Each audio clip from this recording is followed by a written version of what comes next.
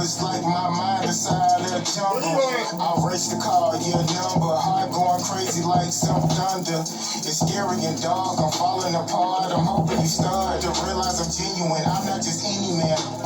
I got your back and go get the strap. If anyone hurt you, it's Laura and Urkel or Eddie and Myrtle, so stay with the kid. Forget all your fears, it's heaven right here. As long as you here, I'm being sincere. Can't live without you, won't live without you. And say with the love, don't you make life better. I know that I got you, always be my boo. I'm nothing without you, you're my purpose. Can't live without you, won't live without you. And say with the love, don't you make life better. I know that I got you, always be my boo. I'm nothing without you, you're my purpose.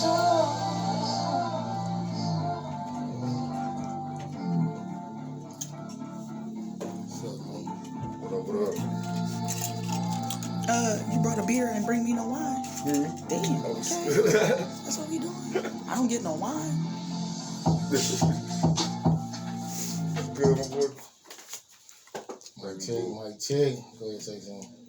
Mic check. 1 2 1 2. You sit up close, you got the dog. I can sit up close. Alright, literally, there's no pressure. I'm your host, Bang, I'm Bug, and we got a special guest. Go ahead and introduce yourself. What's up, everybody? It's your girl, Bosslady. Nice to meet everybody. Okay, well, I always start out like you real nice looking, so I'm sure you get like a lot of guys like hitting on you, like you being like a female, managers, like Manager, PR, VP, marketer, artist developer, the whole nine. So it get irritating because I'm sure every artist you try to manage, they try to holler at you. I mean, it's nothing new. I got used to it after a couple years. You get used to it. So do you date artists like you manage, or have you ever dated an artist you manage? I have dated an artist that I did manage. Did it go bad? At the end, yeah. Pretty bad. Who was it? Oh, he ain't really known right now. You know, he at the bottom right now without me, so. Okay, so where are you originally from? I'm originally I was born in Brooklyn, New York, and I was raised out in South Philly. Okay, so did you grow up with both your parents? I had both of them in my life, yeah. So they relationship was like pretty healthy, or was it like toxic? No, that was toxic. My mother used to beat my dad up all the time. Over what? I mean, it'd be over anything. Like, you know, when my parents had me, my mother was 14 and my dad was like 19, 20 years old. So at the time, my dad really was deeply in love with my mother, but my mother was still in the streets. So she ran around with a different type of guys all the time. So hold on, so when they started off or like when she got older? Nah, when they started off. Like she didn't love my father at all, but my dad spoiled her. You know, my dad was a big time kingpin back in the day. So like he bought my mom jewelry, the clothes, the shoes, the trench coat jackets back in the day. So he spoiled the hell out of her. But she wasn't into that. You know, she had a particular guy that she wanted to. Of course, now they're 14. So do you think a guy can fall in love with a 14-year-old? You really think that's possible? I mean, yeah. I mean, I got married at 14. Really? Yeah. So your folks had to sign off on it? No, I got emancipated at 12. So I was legally known to be an adult at 12 years old. So okay. So you was having sex at 12? Yeah. Wow. So you got kids? I got 4 children. Oh, okay. Look like you don't have none. No, everybody keeps saying that. I think, you know, thank you. I look good for my age. Yeah, you do look good. You can't deny that shit. Okay, so what was like the most traumatic experience you had as a child? What was the what? Most traumatic experience. Traumatic experience. That's when I was forced to take my first life. Like, being part of a gang as a child, who you think is more your family, but they really not there to protect you. It's just all about money, and it was more about control in the community. But when you're like 10, 11 years old and you're given a gun in your hand to take a life of somebody way older than you, it affects you after a while. So it's just with me, I have learned to cope with it and forgive myself for those things back then, because that's not really who I was. You know, I was searching for a family that I didn't have at home. You know, my mother didn't really care about me and my siblings at the time. Why you say that? Because it was just like, my story is crazy, because I'm a woman that came from being molested to being sold in the bars by my own mother to going and being raped at a party, and then now I'm in the streets and I'm a Crip. Like, you know, like the lifestyle is crazy, because the man that was supposed to protect me, my father wasn't around. Like, my mother kept me away from my father. Like, so when we moved from New York, my father had moved from LA to Ohio, and he used to call and call and call, like, I want to talk to my daughter, I want to talk to my son. But it was kind of tough, because as a child, you don't understand. Like, damn, like, you know what? Oh, he ain't calling me? Man, I want my father. Like, forget this. Because, like I said, my dad was a true gangster back in the day. So the stuff that I went through, I think that half of the people that did the stuff to me would have never got away with it. So when it came to my mother, I blamed her for everything. Like, literally everything, you know, because I'm like, I'm so hardcore because of you. I don't trust a man because of you, you know. I'm out here, like, really got this wall all the way up. None of my relationships works out because of my mother, like, because of everything that the decisions I had to make fast as a kid, you know. I'm saying, like, what is it like when you're in a relationship? Like, you just... It's horrible. Like, it's super horrible, because I like to spoil my men. And when I say I like to spoil, like, I'm trying to tell you, like, I'm the type of girl, I cook, I clean. When you come in the door, I have your house shoes by the door, massage your feet, massage your back, got your bubble bath with some candles and slow jams playing while your meal is getting prepped up. You know what I'm saying? So I'm cool with that, but I'm the type of female, I gotta have control. As far as what? The whole relationship. I mean, give me an example. Like, what do you have control? Like, the finances? Or... I mean, it don't even got to be the finances. It just could be, we could go half on finances. That's not a problem. It's just one thing with me is that I'm not taking care of no nigga. Like, period. You better have something to bring to the table. Then, two, if I'm out here being productive, you need to find something to be productive doing, too. Oh, you fucking with bums. I'm talking about niggas. I'm saying... I'm just saying. Shit, like... No, so when I say I want control of the whole relationship. So if I tell you to jump, you better tell me how high. Like what? Like if you want to have sex or something, or like... Yeah, if I want to have sex, I'm taking it. You want to go out? If I'm going out, I'm going out. I don't need your permission to go out. Okay, so you the type of female, like, if you say I'm going out, it's 8 o'clock, you come in at 3 o'clock in the morning. No, that part, no. So if I tell my man I'm out, I'm going out, like, every guy that I dated, no, I have no friends. I don't hang out with no female friends. I ain't got no male guys to go kick it with. I go hang out by myself. And when I go hang out, I'm going to a club, I'm going to a bar, just to have a couple of drinks, turn up, dance, maybe mingle and meet people. But I make sure I'm in the house by 12 o'clock. Anything past 12, that's demon hours. I ain't out past sometimes because I already know how I am. You know, I'll easily cheat. I don't. So easily. What you mean by that? Because let a fine dude finer than my man approach me past 12 o'clock is a problem. We're gonna go out to eat. I'm gonna go ahead and listen to what you got to say. You know, I might sneak off and pay for a hotel room or something like that. But those times, a woman is easily to cheat. Like, period. Like how they say men are dogs. Females, we are some cats. We slick as hell. But you would never know we cheated on you.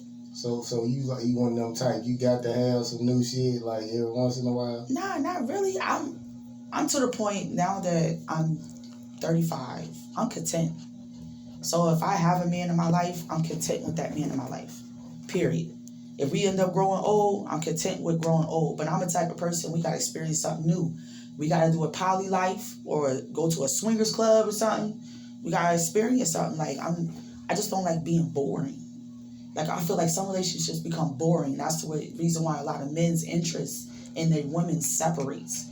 I think some women, you just, like, naturally enjoy being around. Y'all don't really have to be doing nothing. But no, you really don't. Because I got plenty of males I'm not even dating. And they be like, man, I want to be around you all the time. Nah, you be breathing down my neck. I want you around me all the time. We could kick it on a Tuesday or a Thursday. I don't want you around me on the weekend because I'm in the club. So when I'm doing business or handling business with any of my artists, I don't want no man around me. Because they just like, oh, I'm her boyfriend. No, you're not my boyfriend. Oh yeah, I'm trying to get in her, trying to be in her good graces. No, you're not. I don't want you. You're cool as a friend. Just stay there. But no, I'm a cool person to kick it with, hang out with. Yeah, you seem pretty cool. Like, you easy going, but I could be crazy sometimes. a lot of problems, like, I find in women like that, they be acting like men. That's what kind of, like, make the relationship go bad when they feel like they run shit. Like, I'm saying if you meet a nigga who own his shit, you can't really boss that nigga around. But if you meet a nigga who ain't really got it all together, you can kind of boss that nigga around. I mean, it depends because, so I got this guy right here tatted on my collarbone. This is the only dude who I could not boss around at all. And we used to get to a point, we used to square up in the streets of Philly. Like boxing, like fist on fist. And I had to literally take it upon myself and bow down. I never bowed down to a man ever in my life. Even when I was married for 14 years. I never bowed down to my ex-husband. I used to bash him in the head with TVs and then shot him a couple of times. You know what I'm saying? That's not gonna happen. He said it's not gonna When you hit a woman, you gotta knock her ass out. You can't act like she no girl or none of that shit. You gotta beat her ass. And I was listening to some, matter of fact, like the other day, they said when you give people warnings, that make you look weaker. And it really does. Like, you can't give no warning. Like, you say don't do this, and they do it, you gotta go in they shit. Ain't no, oh, if you do this shit again, right, I'm gonna do this. So, yeah, I don't know. You probably I have gotta meet the right nigga though. Man. See, that's the thing. That's what I don't understand with y'all men. What is the right nigga? A nigga who ain't gonna bow down. You gonna wanna fall in line. There is no nigga. right nigga in this world, like at all. I'm just saying, I ain't saying like a perfect match, but a nigga who gonna make you wanna fall in line instead of like that. Now that's gonna be hard. And he better be something real strong minded to deal with me. King Kong song. Okay, so who is the most solid person you met in the industry? The most solid person I ever met in the industry will be Earl Simmons. And when did you meet him? I met him,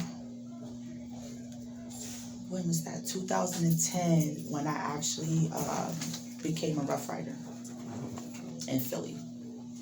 What, you was an artist or what? No, I was a biker at the time. Like, I used to work at 9 to 5 jobs. I still was putting myself through college because I was taking up business management and marketing and production. And I wanted to get past that so I could own my own management company to help artists. So, well, yeah, I know you talking about DMX. He was like my favorite rapper. Everybody used to ask me that instead of like, I hope it ain't Wayne, but it was him. So, like, did y'all ever date anything or? Who, me? Nah. It's just sad because the last time that me and him hung out was actually in Miami, Florida for my birthday back in January. And I've been posting the videos of actually me, him, and my chapter brother from North Carolina, and then my artist Bad Betty. You know, we all hung out in Florida, and it's just sad because if I would have knew that was the last moment, I would have cherished it. You know what I'm saying? Because I mean, it was a good time. But I mean, we hanging out, we drinking, we at the beach. You know, like we go shoot some pool. He whipped my ass inside the pool because you know can't nobody beat no DMX in no pool ever. That man was like the king of pool tables. But when it came to advice or anything about this music or the industry alone, he used to always tell me to keep my head up and be strong. You know, I'm going to have some downfalls, but I'm also going to have some pick-me-ups. But I can't allow anything to come in between that because there was a time in my life where I used to be addicted to, you know, Molly's and lean at one point. And before you had kids? No, it was after I had kids. Like, real bad. Because I used to be a stripper in Vegas. So I had to kind of like cover up them demons and fight that so hard because I'm like, dang, I'm naked around these dudes touching all over me. So I had to stay high. And for me to even be sober, I had called him one day and I was like super geeking off on Molly. And then I took a blue dolphin, and I'm talking to him on the phone. I'm like, I said, look, Earl, I don't know what to do, but I'm out here. I'm about to turn up. I'm about to go up, and shit, we about to go to Dre's and do this, that, and third. He was like, take your ass home. I said, man, what's home? I am home. I'm in Las Vegas. He said, no. Matter of fact, call your dad up. Tell your dad come pick you up. Matter of fact, I'm about to send you a flight ticket. Fly your ass back to Ohio right now and sober up. And I listened to what he said because I went back to Ohio and my dad was pissed off. And my dad was just like, the fuck is wrong with you? Like, you going down the road of destruction. This is what you want in your life, you know? You about to be done college and you acting stupid. And I'm like, I'm stressed out. You know, I'm stressed out. He's like, yeah, I know, but you stay here. Like, you're going to get your life together here. And then once you get your life together, then I'll let you back out the doors. But, I mean, I respect Earl Simmons because, like, if you needed a friend, it don't matter if it's about music. Just in life, period. That man, he was a good person to talk to.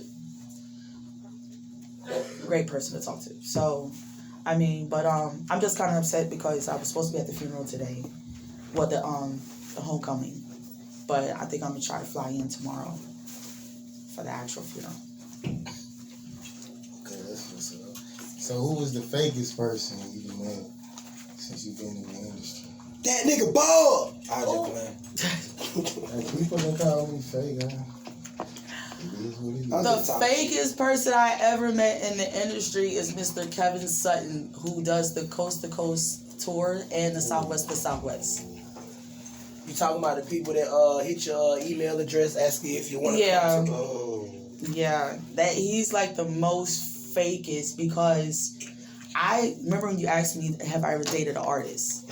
I dated his brother and I managed his brother at the same time, but it was just like, I felt like I was making more moves in this industry than his own brother, but you do the Southwest to Southwest. Like, how I got more plugs than you do?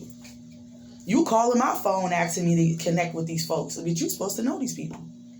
You know, so it was just like, he basically used to draw artists in, telling that he's managing them, but they don't even go far. They still in Philly recording out that North Side studio right now and doing small time shows.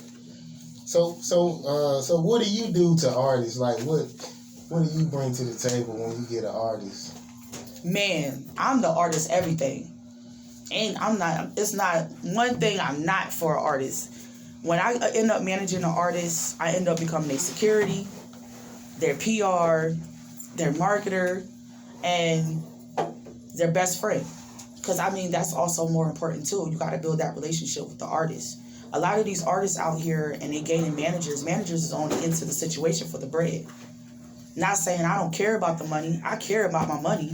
But at the end of the day, I always want to make sure my artist is good. Mentally, physically, and emotionally. Like, they can't be in this industry messed up. Check. I'm in. Nah, I just wanted to hit some real shit. She just said some real shit. Hey, and she brought the dog. Shout out to the dog. What's the dog name? It's Cash. We going viral. Ain't nobody else doing this shit. Y'all go look at the other nigga podcast. They ain't doing this. Oh, man, it's fucking water. You need some water. I really do. Okay, what's the most disloyal thing an artist, a friend, and an ex has done to you? I'm going to start with an artist. The most disloyal thing an artist has done to me is going behind my back, connecting with people that I linked them with. Well, okay, hold on, wait a minute. If you link them, that mean they supposed to do that. No, right? they're not. So if I introduce you to a DJ from a radio station, and I say, hey, this is the guy that's going to be spinning your record for me, not for you, for me. And you turn around and you call this man and be like, hey, bro, I got a couple other more songs for you to check out. You do realize that a lot of these people that I introduce to my artists, they're going to call me first before they do anything for an artist that I manage. Because that's part of the relationship. You do not go behind your manager's back and reach out to anybody that your manager is working with to help build you and promote you. I'm saying, so, I mean, I want to understand it. So you feel like that's cutting you out, like you getting cut out money, or like I don't see the deal with that. The deal with it is these artists don't understand the business end of things. there's payouts, there's split sheets, there's paperwork. So when you go behind my back and you do business without me knowing, you don't get paid for certain stuff that you release or you pass on to somebody else. So a lot of these artists don't understand you were making yourself unprotected in the field of the music industry. So if you're out there and if something happens or something be said, it's going to come back to me like, Dad, where was your manager at? Oh man, she couldn't protect you? You know what I'm saying? Like, what happened with that? Why she wasn't around when that happened? You know? Like, it be stuff like that. So I'm not saying that none of my artists is not allowed to work with anybody that I bring in this circle as a team. I'm not saying that. What I'm saying is don't go behind my back contacting certain people when you know that it's going to be money involved. Okay, so you do let them know that before, like, they do it, or you just expect them not to? No, so one thing about me as a manager, I educate all my artists. And I educate them on the music end. I educate them on the business end. I want them to know the whole marketing side, the promo side. You don't Going viral, he trying to expose something. He like, look, man, it's my time. Yeah, so I try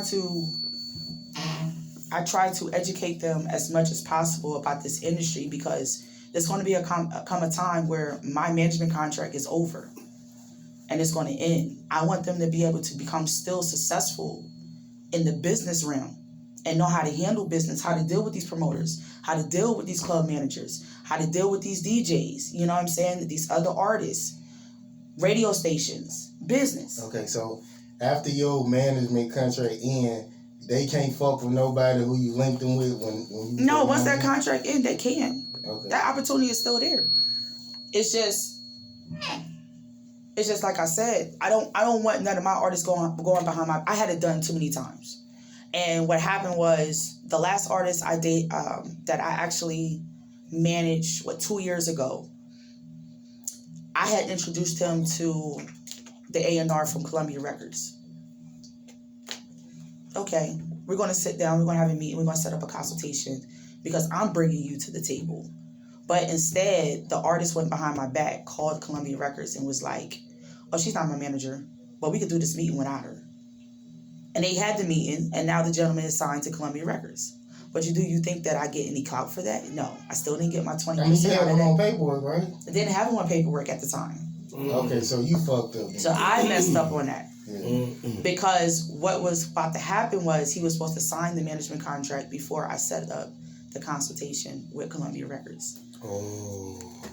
So that's why I said when I explain these things to my artists, it's for a reason. You know what I'm saying? Like, I want to make sure everybody's able to eat and everybody get paid. Period. That shit lame as hell, though. But it happens. You don't go behind nobody like that. Not somebody to put in. Let me give you a hypothetical. So, you've been consulting a artist for turn. What is it? What number this is? We might have to turn that one down. Yeah. Mm-hmm. Yep. There we go. Yeah, so, let me give you a hypothetical. So, you're not managing an artist, but you're consulting an artist for 5 months. And the artist has no team. The artist has one song, no masters to it, not the beat, nothing. And the artist is only getting booked where you're getting him booked at. Right. And all of a sudden, some motherfuckers get out of jail. And you never helped them, you never did shit for them. How would that make you feel as somebody that because I can hear the passion in what you're doing right now. And I can tell it's serious. So how would that make you feel if somebody that you don't put that 8 months of work behind and that scenario happens? How does that make you feel as somebody that did that consulting? I mean, I'll feel some type of way because I'll be just like, damn, like, I put all this work and effort into it for you to go and do that. You know, like, you could have gave me a heads up or something first. And that's the shit artists, y'all don't understand. Like, motherfucker don't gotta put no time behind you. None. No energy behind you. No money behind you. Don't gotta make sure your stranded ass get home. None of that. And you know what I'm saying? You do deserve to get paid for every ounce of whatever the fuck you doing for a motherfucker. Because at the end of the day, like, some artists just feel like they just gonna go in the studio, make the music, and it's gonna be up. And it's not. It don't work like that. I'm dealing with that right now. Who? Banana. My artist, Mugshot Baby. Where you from? He's from the Texas? Bronx, New York. So is it difficult, like trying to manage somebody like so far away, or? No, so a lot of my artists are here. They're in Atlanta. It's just that some of my artists that's from New York, they travel back and forth to New York. They travel on the road. They always moving around. I even had I did at one point had artists that was far away to where I couldn't manage them far away, even during the whole COVID, because it was always, oh, I ain't got money for flight. I ain't got money for a hotel stay. And it's like, dude. Can you give it to him? But after a while, I ain't supposed to be doing that. You know what I'm saying? If you really want this music and you want to be successful in this industry, you have to invest in yourself. But I'm saying, I could only do so much for a certain amount of time, and then after that, when you in the music industry, you have to be so many places. The only way you can really get money is you selling drugs. Like, you can't really have a regular job unless you Uber or some shit. But you don't really be making no money. That's a lie. Because a regular job. I'm saying you don't even need a regular job. I'm saying if you get like niggas who really got motion. I ain't saying the nigga ain't really got no motion. A nigga who really got motion, he be doing shit like 2 or 3 times a week. And it's hard to like have a regular job when you have to be in Texas. Then how about this? What I tell my artists is, especially the ones that used to have jobs, quit. I had to quit mine. Quit. So what I'm gonna do for funds? I got you. I'm about to show you a whole different strategy of how to make some real legit money, where you don't have to sell drugs. You know what I'm saying? You ain't got to be out here scamming nobody, no nothing like that. I'm gonna make it to the point where it's really legit, to where you making close to $5,000 to $6,000 in a week. You're gonna be banking everybody else's check in 1 week. Well, I need that info then. I told Bug to quit 30 times, man. I said, boy, fuck that shit, quit. We gonna make it. I quit one of my jobs, though. But I was like, man, I had to think about it. I was like, this nigga driver, 2021 Charger. This nigga got $150,000. Bug count, man. You count, man. It's all about hustling, though. Like, bro, what year your charge here, bro? 20. I'm sorry, I was 1 year off. Nigga, Bug got, man, listen, man, don't let Bug fool y'all, man. Bug have it. He just like, Bug one of them solid money having niggas. Oh, he be having the money hidden. Yeah, he the nigga in the building you think don't got no money, he's stingy, but got all the money. Okay, so he's the stingy one. And all the niggas with money say that. All of them. They do. I'm just getting by, man. Cause you be like, me borrow $20, man. I ain't got it. Boy, that video is so funny to me. That nigga said, hey, let me tell you something. Boy, let me borrow $20 tomorrow, bro. Every time I see that video, I laugh. I don't know what it is about that fucking video, man. I don't even know. That's funny as hell. Okay, so what about an ex and a friend? What's the most disloyal thing they do? So what my ex did, he cheated on me, got a chick pregnant after 3 days of us not talking. I'm saying, why ain't y'all just become like a big family or something? What you mean? You had to let him go. I didn't let him go. He packed up and left me, because he was one of them type of guys where if I cheated on you, ain't no point in me being with you. I'd rather leave. So we had a small little argument. It was like very small. It wasn't even nothing major. And what I did was, we had a conversation 2 months before, because we was going to couples therapy, because we were supposed to got married this year. So we was going to couples therapy, and in our couples therapy, what I told him was, what I'll do is, because I'm a bad communicator. I used to have real bad anger management, like super bad. You say something to me, I'm pissed off, I'm ready to fight, don't touch me. See, you need a nigga who's gonna really beat your ass. You keep talking about something. I had that already. He still didn't whip my ass. If you scared a nigga really gonna beat your ass, you not gonna. I'm trying to tell you, I already had that already. And the nigga still couldn't break me. I'm trying to tell you. I used to walk around with black eyes and everything like that. And I still used to kiss on that dude like it was nothing. Nah, you need to be put in there. I see you. Yeah, that's toxic. It is toxic. It's toxic and it's dangerous. Because even to this day, that same man that was literally my match, like, we're cool right now, but he'll tell anybody, man, if we ever get back together, I'm gonna have to kill her. Like, she is the one that I have to kill. Like, I've been with too many females out here, but her, Bosslady, I would have to kill her. Like, she would have to get shot, like, period. Like, I would not be able to walk away and let this woman leave me one more time. That's demon activity. You got some demon activity going on over there. Yeah, I'll break down what demon activity is in another show. In a nutshell. I ain't gonna do it in this one. Yeah, that's demon activity. I don't know. But for a friend, I don't know what part of the activity you got, but yeah, if you can kiss a nigga with the black eye he gave you and he's just like, yeah, baby. He's like, yeah, baby. Nah, that's demon activity. Oh my God, here you go. It is. It really is. Mm-hmm. It's something powerful coming from the realm of darkness over there. Oh, it be dark. Mm-hmm. It be super dark. That's what it is. That's that juice box. But that's the thing. That demon activity ain't just the juice box. It's really sometimes. not. It's a mind situation. It might be. It's a mental situation. Hey man. Especially like when y'all beat each other's ass after a while, and you know I done blacked your face, and then you done blacked my eye, and then we have that intense that emotional sex. Pussy. It's like that. Like it just blows your mind every time. It's worse than makeup sex. I was gonna say yeah. It's worse than that. I ain't experienced the shit on no black eye level. Well, I definitely experienced it on some almost lost my life level. You know So girl ain't never knocked your glasses off? Nah. You sure? No, I'll tell you exactly what happened. You My sure? ex-fiance, fuck that bitch. Fuck you, Sylvia. Yo, Bitch. fuck you, Aaron Sutton. You know what I'm saying? My ex-fiance, we was in the car. This bitch get mad because we gotta go pay bills. Bills that I didn't work, that made the money for to pay, while our clothes are in the laundromat. I said, okay, it take exactly 30 minutes for that shit to wash. This place is exactly 10 minutes away. By the time we done paying this bill, we should be back. Shawty a whole snapped on me like, bro, I'm not leaving my panties and all this. And I'm not leaving my stuff either in no laundromat. And I got it, but I'm like, look, we gotta go pay that bill for these folk clothes. Then why you ain't go and pay the bill? Cause I wasn't driving. So why you didn't take the car to go pay it? I wasn't driving. Me driving got the car took and potentially me locked up and then no money and now this, yeah. So I wasn't driving. She was the driver. You know what I'm saying? And like, we on the highway, she busts out crying. I'm like, damn, for real? Like, you dead, like, serious emotional behind this? Like, cause your nigga trying to go pay a bill real quick?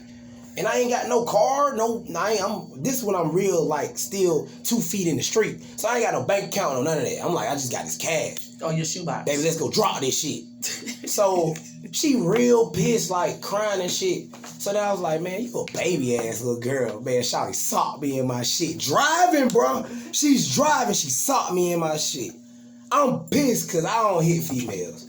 But I'm pissed because, like, if we would have been on land, I would have at least like restrained her some type of way. Like she would have felt that. Oh yeah, definitely she would have got the restraining. Restrain her? Yeah, the restraining. She would have got punched. Nah, I wouldn't have punched. But she would have got the restraining, you feel me? And like I wasn't on normal ground, so I couldn't do shit but just like eat that shit, just sit there.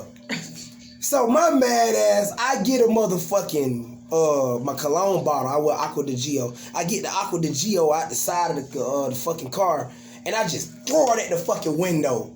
That shit bounced all through the car. She swerved that bitch like, "Arr!" We pull over in the median. I almost died. But when we got home, boy, that demon activity. I'm telling you, boy, you need some of that. You need some of that demon. You need some of that demon. I can't even get a girl to cook on a regular basis. Sad. Man, that's sad. That's pretty bad. I don't know what type of activity that even is. We gonna have to come up with a term for you that. You need to come off a little bit more aggressive. What is that? That ain't even thought activity. Thoughts even. Get in the kitchen and cook my food. I mean, you could do this. I'm on my way home right now. I gotta have food ready now. It's basically, now. they're not gonna do it unless you gonna beat them up. Like, it's like, if you tell them to do something, what you gonna do if I don't do it type of shit. Choke her up and spit in her mouth. So you gonna Ike Turner a bitch and she don't cook that chick. Nah, that's what I mean. I don't want to fight over there. You ain't gotta fight her. You choke her up, slam her against the wall, and spit in her mouth. And be like, that's what I'm gonna do. She's a demon. So you'll be down there? She a demon. Hey, what you mean? She a fucking demon. Look, I'm very disobedient. In order for me to obey, you gotta be aggressive with me. Period. Y'all better leave her alone. Look. I mean, don't play with her. I'll beat you up. Y'all better leave her alone though. Alright, so what's the best game you've been given about men and the best game you've been given about the industry? Man, the best game to give about men, I think, and walk and talk like one. That's y'all problem. What you mean that's y'all problem? I was raised by men, so. But y'all can't do that. Y'all gotta be ladylike. Yeah, you gotta turn the lady shit on. Like, I do in the bedroom or in the house. Other than that, in the streets, You a demon. I dress and look like a woman, but I come off like a man. Like, so do you date girls? no, I used to. I can tell you. Ain't nothing wrong with She that. said she wanted to pop my pink and everything, but She was. Barbie Queen. when I came in, she said Barbie she wanted to silly. pop my pink. Barbie Queen. Big. It's always Barbie. Girls, kissing girls. Hey. Yeah. Little boy. I hear you. Nah, I ain't gonna lie though, cause y'all be capping sometimes. Y'all be like, yeah, I'm with it. Then it come down to it, ain't nothing. Just a whole. I mean, but it all boils down to, you know, the best thing that was told to me by my father and grandfathers is never to allow a man or any men to control me or have any type of upper power of me. Now, when it comes to the actual industry, because I am in a man's world, which is generating over to women, Facts. I have to think, talk, and have the heart like a man, because these men out here, when they see women like myself that's a manager, especially in this industry, it's like, oh man, she got artists. I fuck with her artists. You know what I'm saying? I'm gonna see if I can get some head to fuck with her artists.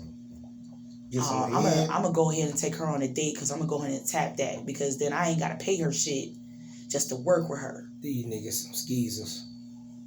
So me, that's why my artists be like, yo, don't fuck with Bosslady. She comes off very aggressive. Where the money at? Hey, so you want to do this with my artist? Oh, okay, I need a contract. Like, damn, baby, calm down. Ain't no baby. I'm not your baby. I ain't your girl. I'm a woman, first of all, first and foremost. And then this is business. So I'm a walk and talk like a boss. That's why they call me Boss Lady.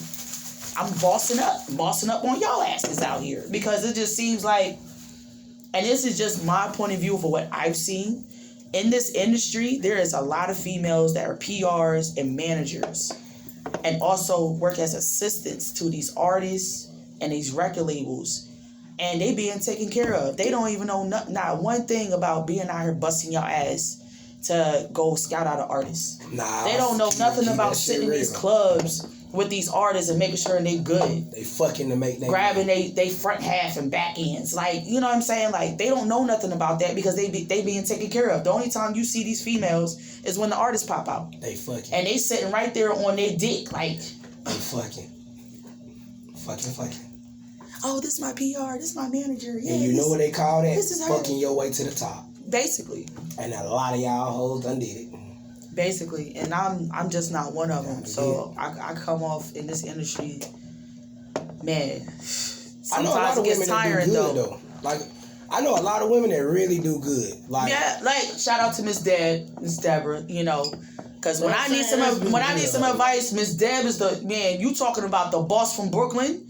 You know, boss lady from New York. Like, that's the woman right there. If you want to know how to really make it in this industry, especially in the music shit, talk to Miss Deb as a woman, not a man. She gonna cut you down as a man. She gonna chop you down to your kneecaps. But as a woman, she gonna school you so well on the field of this music shit. It's crazy, because none of these dudes out here is not gonna even see it coming.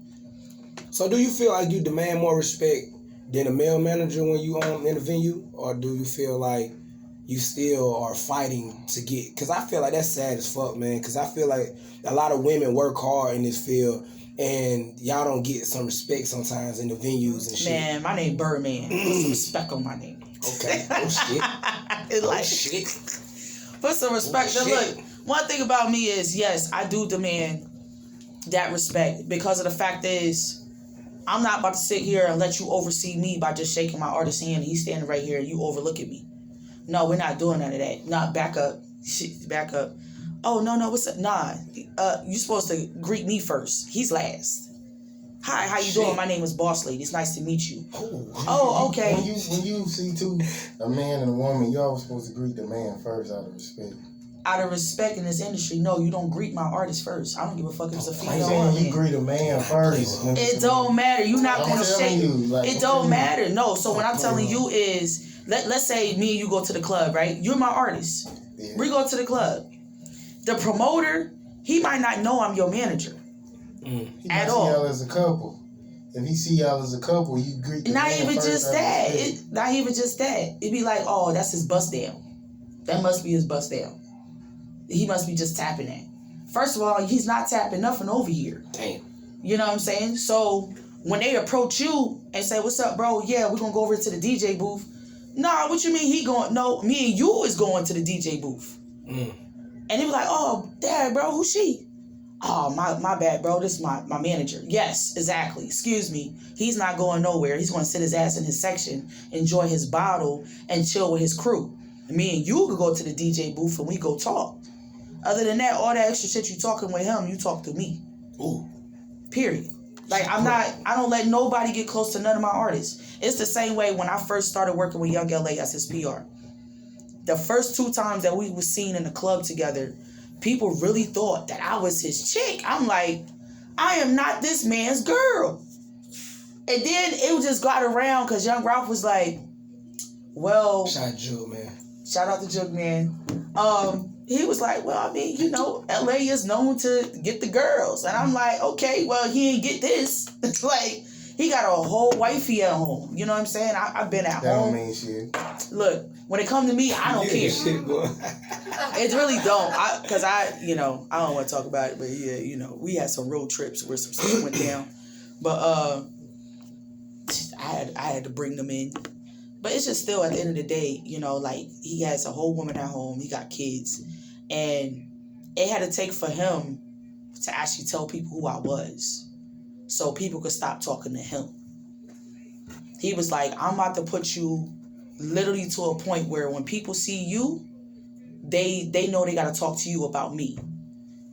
If you're not around me, then people know they gotta call you first before they approach me on any type of business. But that's just how I am, you know. But I be wanting respect from everybody out here, and I've been in Atlanta since September, and that's all I've been doing out here is branding and pushing my name out here in these streets. Even though there's another Bosslady out here, and they had to remove her name off some flyers.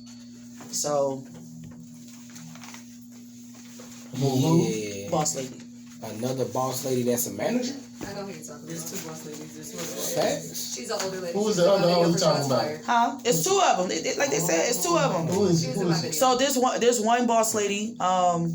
she fine like you? Her name is spelled exactly how mine is, Boss Lady. She look like you? No, she don't look like me. And she's not finer than me. But she was put on the flyer. She been hosting this event with Benzino. And I had called Roxy up out in North Carolina. Was that recent? It was just recent. I called Roxy up. Roxy was like, hey, how you doing? I said, I'm doing fine. My name is The Official Boss Lady. I was just calling because I saw that there's another boss lady hosting your event. Because I have artists out here asking me about it. Like, oh man, boss lady, I'm about to be performing for that Benzino event in North Carolina. You hosting it, right? I ain't hosting that. Like, First of all, I keep hearing this woman's name all over the place. Your name trademark? Mine's is trademark. Like, you could literally go on to Nubian God Entertainment and Google it. Boss lady's attached to everything. You know, so I told Roxy, I said, I'm going to need for you to do me a favor and take her name off all them flyers. You do know the boss lady you're talking about's been in the industry for 20 plus years, right? Yeah. Is her name trademark? But her name's not I'm trademark. not sure if it is or not, but she has been in the industry for quite a long time. No, I get what you're saying. Yeah. I get what you're saying. But I'm just saying, though, like, you've been in the industry for so long, right? But you're confusing people out here. Is what I'm stating. You get what I'm saying? The only reason why I got Boss Lady trademark when I first started calling myself Boss Lady 5 years ago is because I knew that somebody was going to come along and try to use that same name too. So it was important to me to get that done. Yeah. That's why I got it done. So it's just that, like I said, every time I turn around, you know, I'm getting mixed up with her. You know, I don't mind. I don't care what she do. So it's she more out here hosting events and everything. It's a confusion. That's just what it. I mean, really, it is. But it's just that's what. It's just the thing is that I'm gonna be honest. So like 2 weeks ago, I had got word from an artist of mine. Shout out to Money Moves. So it's an artist that actually is doing a feature with one of my other artists. And he was like, hey, man, he was like, they removed her name off the flyer and everything like that. But she was talking mad shit about you or whatever. I said, man, look, I done came across this woman like 5 or 6 times here in Atlanta. 5 to 6 times. I done shook your hand 5 to 6 times. Every time I came across you. Talked about it then, though? Or like...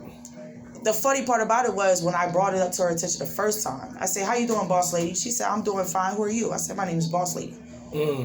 She was like, oh, so we both got the same name. I said, yeah, but mine's is trademark. She's like, oh, okay. She was like, well, it was nice meeting you. Them the conversations she that jetted. need to be brought up. Yeah, because she was busy, so she had to go. You know what I'm saying? I get it, but it's like, sometimes shit is confused between passion and aggression.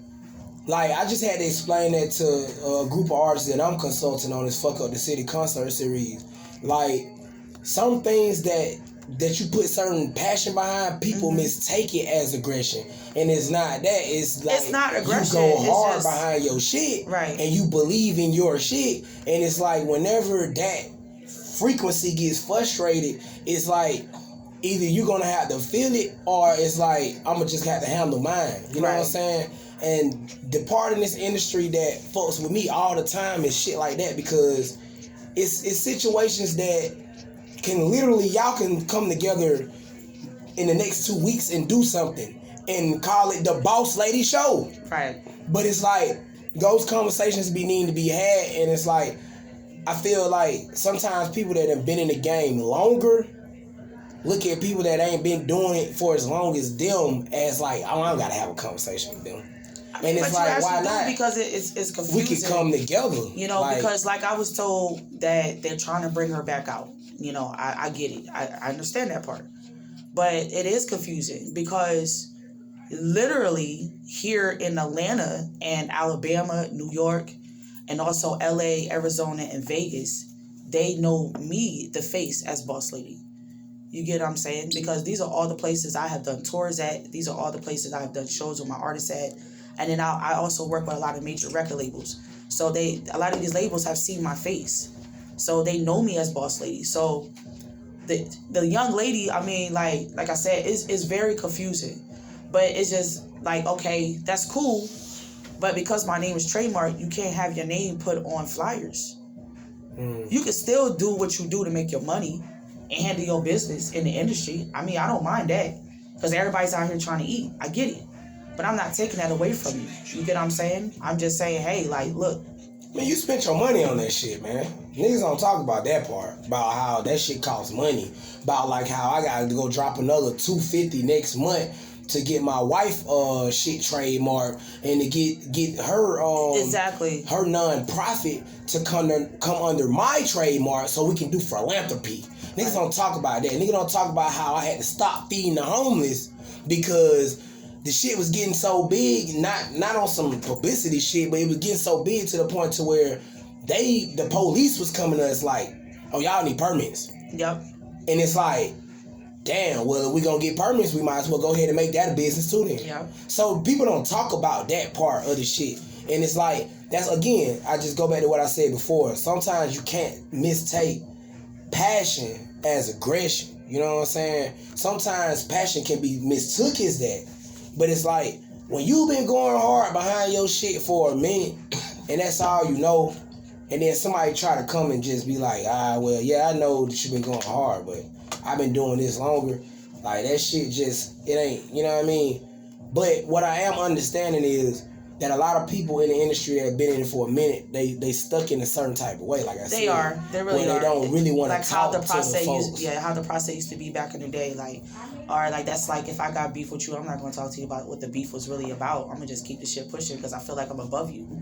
I don't need to holler at you about that. You know what I'm saying? And then eventually, if I do cross paths, I'm still ain't gonna holler about you. I'm fucking with you at all. But I think that nowadays people need to learn to communicate, just talk it out. Like that's what we gotta do. That's why I made, like, all I did was I made a phone call.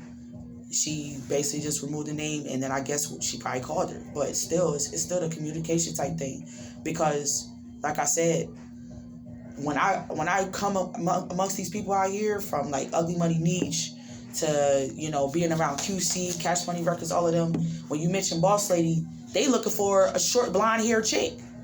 They're not looking for that other young lady. What she look like? She's like a little thicker than me. She fat? I don't like saying the word fat. I mean, she's thicker than me. Is she fat though? I don't like saying fat because she's a little curvy and thick. Chocolate. Okay. I guess we got time for one more question. Okay. When was the last time you cried? And why did you cry? I cried last night. You always crying, man. Nah, I didn't never say that. Man. I did cry last night though. The last time I cried was probably like last week. And the reason why I cried is because I have so much on my shoulders. It's just crazy because like Little is no pressure. We going viral every weekend. How y'all doing? What's that? So I have so much pressure that's on my shoulders because, you know, I got Young LA's tour with Love and Hip Hop coming up. I got his other major tour coming up in July. I got the Hustle Street Music Group tour that I'm putting together for July and August. And then I got my other artists that I'm managing that I'm out here like marketing and promoting. And then on top of that, I don't never have time for me. I'm never like, I'm gonna say after my birthday these past couple months, I still haven't had time for me. What you mean? Like, how much time you need for you? Like, I need 2 days off from this shit. Cause I'm trying to tell you, like, it's like when my phone, like right now, my phone is not ringing. But by the time 11 o'clock hits, that phone stay blowing up till all the way to 8, 9 o'clock in the morning. You know it ain't no days off in this shit. Exactly, but it's You know still that, like, right? it's like everybody like I'm telling my Hiring artists. now. Go ahead. He get the first dibs. Go ahead, put him on payroll first. You know what I'm saying? No, but it's just that, like, with me, it's like, I'm doing so much, and I got so much going on, and then I got all these up-and-coming meetings with record labels and stuff for my artists and stuff. I be cussing my artists out, like, damn, nigga, how the fuck y'all traveling on the road and shit? You supposed to be here working as much as me. I'm in and out of studios, sleeping on the couches and shit with the comfort blankets, trying to get me a 15-minute nap. Man, like, trying to get me a 15-minute nap while they recording and stuff, and then I gotta wake up and like, hey, Bosslady, what you think of the song? Man, dang, I gotta listen to the song. How about we play it tomorrow when I'm fully awake? You know what I'm saying? And then I gotta go back to the studio to make sure that the music producer mixed and mastered right. And then it's like, I gotta call this venue, and I gotta call this venue. I gotta call this guy with the tour bus. I gotta sit up here and call this. I gotta book this private plane for May and June and July. So it's like a lot. Like, I got a lot on me. So it came to a point last week where I was like, man, is this really what I want to keep doing? Do I still want to keep doing in this music industry shit? But then my circle is so positive that the people that I have in my circle, they're the ones that keep me going. They encourage me so much. Like, when I talk to my life coach out in Vegas, he's like, look, you was put in this to win it, not to give up. You're a black woman in this industry making moves. There's not too many black African-American females that's making major moves at your age. Can't be lying like they do. That part. Okay, so man, okay, one more question. Okay, my bad. So have you ran into like a Me Too situation, like I guess to get further, like somebody saying they can, I guess make you go further, but you gotta like give me some ass or something. You think I ever ran across that? I'm sure you have. Like, I run across that all the time, but it gets turned down. Give me a name, like a big name or something. You want a big name for that? Yeah, whole ass nigga who tries to. We exposing these niggas. Fuck them. Nah, I'm gonna start that shit because y'all niggas be wanting to beef with me. I cannot beef. I got too many beef. I gotta start that shit. I'm sorry, boy. Why you gotta start checking me on that? You gotta start saying ego. We can't be beef with these niggas. Stop saying fuck these niggas. They sensitive. You gotta tell me that. They always stealing from me. Cammy. That's all right. Go viral. Always. Go viral. We going viral. Go viral. Bosslady look like she'll beat a nigga ass for real. I would. Like in the club, like they say some reckless shit. She look like she's like, you know what I mean? The deuce. Bro. I mean, I'm a street fighter. That's how I grew up. This motherfucker said she a street fighter. I'm street fighter. Like I was that female where my father and grandfathers used to jab me in my chest as a little girl. Toughen the hell up, box back, swing back. This is how you ball your fists up. You know, like they taught me literally how to fight a female and a dude. You ain't got no nails. I'm already scared. I'm already scared. I'm not even gonna tell you a story how they broke. I only look that why I pay attention to everything. I'm not even gonna tell you how I they pay broke. attention to everything. It was unprofessional though. I should have held myself together, but it was pretty bad. But I can't mention the name though, like. Why? What you gonna get beat up? Because no beat up's like my brother now. Like, you know, we was able to walk past that moment. Also, when the nigga sexually harass you or like do some shit like that, you can be cool with somebody who do that. I mean, he didn't really sexually harass me though. It was just the way he came off. I'm saying, so what? Give me a real Did Me he Too ask for the situation. pussy? You said me? Okay. Give me the ass and I can get you here. If that was the conversation, basically. Yeah. Oh damn! Shit, I didn't think it was. Damn. I mean, it really was. All right. So, shout out to Ugly Money. But Oh, him? We're going viral. I gotta go. Come on. Let's go. I'm gonna reach you, bro. she said I'm about to. Whoa! Hold on, she ain't say yes or no. Like, No. I mean, Okay. Let me I call mean, that. like I said, She like let her confirm her tonight too.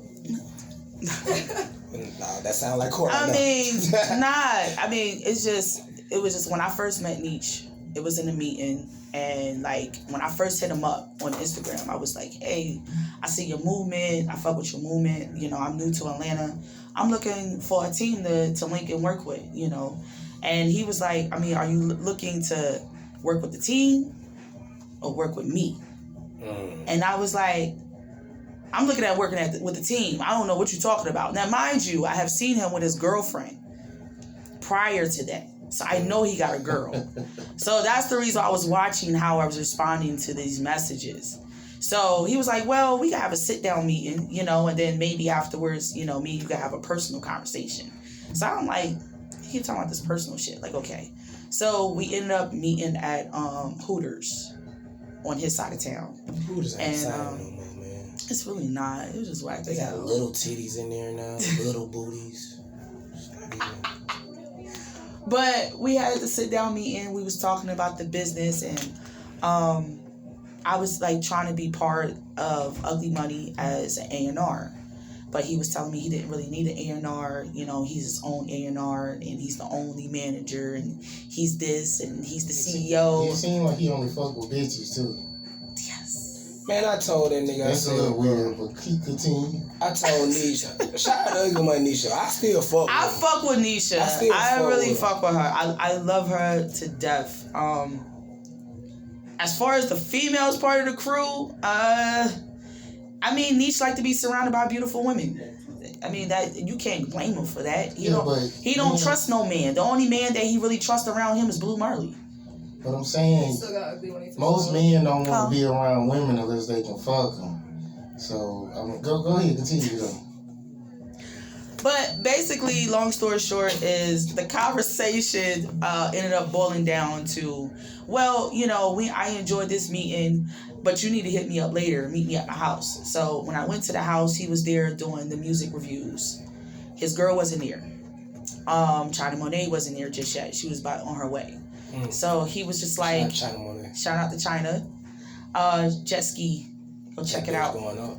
It is going up. I'm fucking with it. That's on my playlist. She got a lot of views on that shit. Whole lot. Okay, continue. He gonna be throwing shit off. Oh, shout out to that. He be a yield sign. She was at the house, you know what I'm saying? And he was doing a review. Girlfriend run there. I'm on it, huh? I mean, but long story short is, I mean, basically when me and him was by ourselves, we had a conversation. He was just like, look, like, there's nothing wrong with having business and pleasure. I said, yeah, it is. Something wrong with business and pleasure. I'm not giving you no pleasure. You got a whole girl.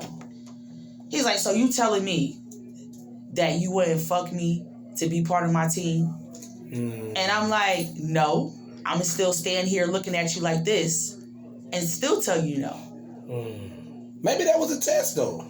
I think it was a test because of the fact is I like can see why they could. because like he said before Nah. he didn't. It could have been a test, bro. Some people are She was gonna have to do the manipulative. test. It wasn't no like pump fake shit like you be saying. It wasn't no pump, She was man. gonna have But to do no, the test. but no, even